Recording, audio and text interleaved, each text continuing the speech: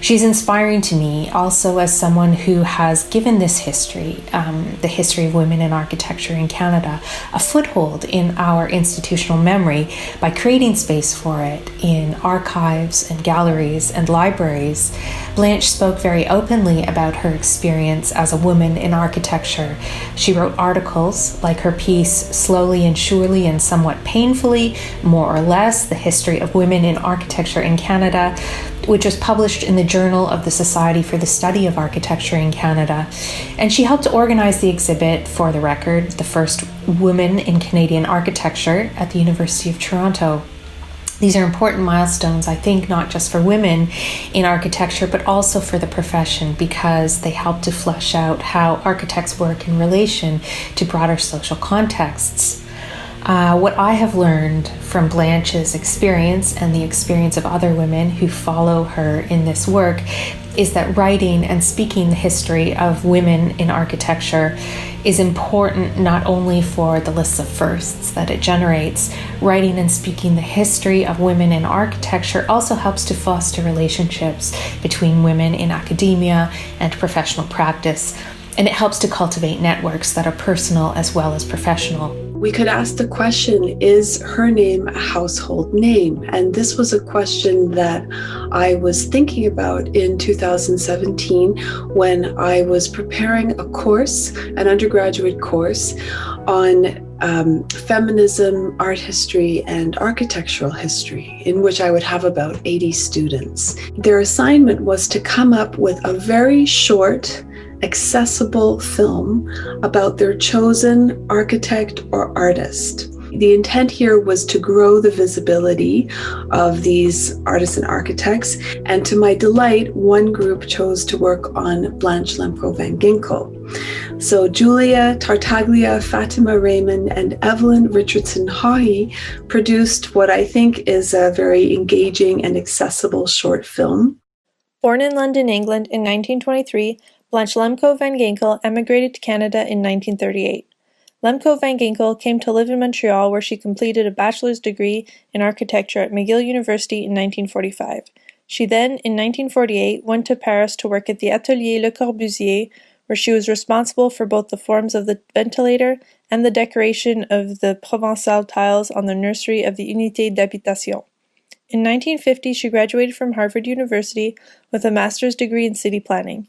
In 1951, she was the first woman to gain a teaching position at the University of Pennsylvania and taught there until 1957, when she and her husband, Sandy van Ginkel, founded Van Ginkel Associates, a city planning and architecture firm here in Montreal. Lemco van Ginkel and her husband did the original master planning for Expo 67, and as principal of Van Ginkel Associates, Blanche participated in a study of the circulation patterns of downtown Montreal and the early rehabilitation of Old Montreal.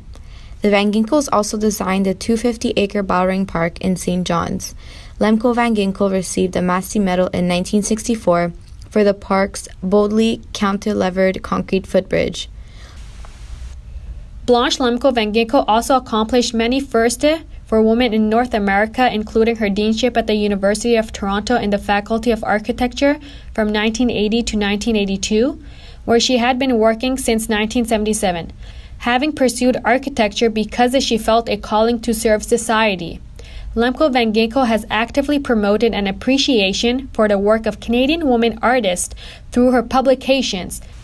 At 90 years old, Lemco van Ginkel received an honorary doctorate from McGill University. She is now 93 years old and resides in Toronto. Most of you probably know that Blanche is among the earliest women admitted to the School of Architecture at McGill. And I chose this stunning cover of the RAIC Journal and a page of student work which features her project for a dance studio. Just below it is a project by Catherine Chard, who is the first woman admitted to the school. And both Blanche and Catherine were part of a cohort of early women who were admitted immediately after the retirement of the long-serving director, Ramsey Truckware, who actively kept women and minorities out of the School of Architecture. Blanche's presence in Montreal was really path-breaking for so many of us, that even though Quebec was among the last places in the Western world to accept women architects, the effect of those early architects was really accelerated. First of all, it really started at Harvard in the 40s. I was in architecture and she was in city planning, and we both graduated in 1950. Actually, I think in those days, there was a good sense of collaboration between city planning and architecture, and there were collaboratives. In fact, she prides herself in pointing out that when she was a member of a collaborative team, they got a better grade than the one I was on. I met Blanche and Safdie 60 years ago, a long time.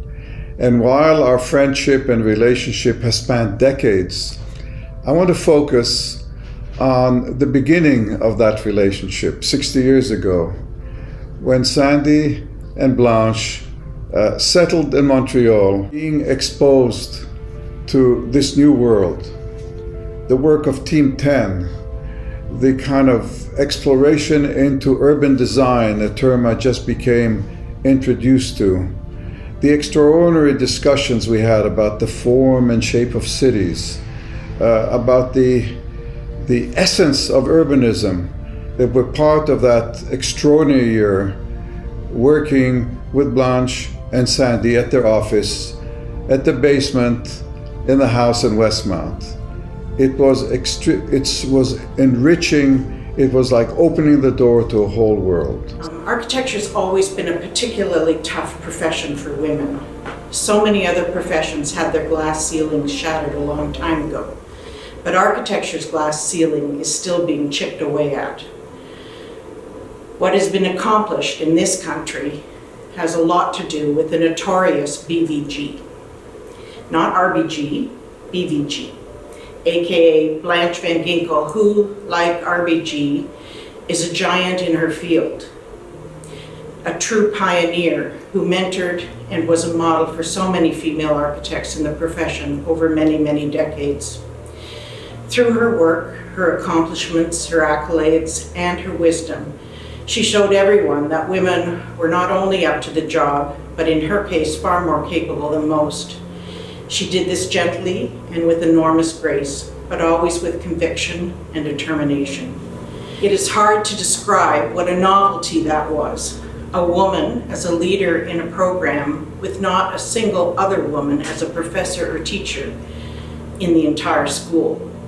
But almost immediately, I experienced how much better the school became.